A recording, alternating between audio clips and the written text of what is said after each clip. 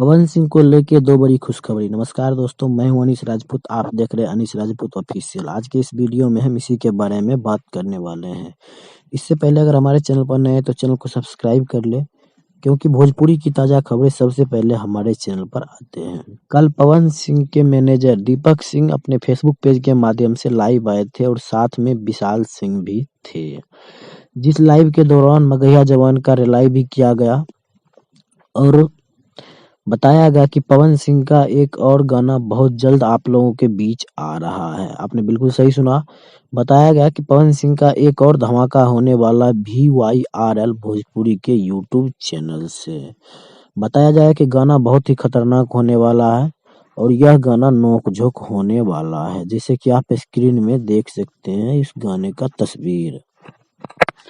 और यह गाना बहुत जल्द आप लोगों के बीच आने वाला है, मतलब इसी महीने में आप लोगों के बीच आ जाएगा। चलिए पवन सिंह की दूसरी खुशखबरी के बारे में बात करते हैं।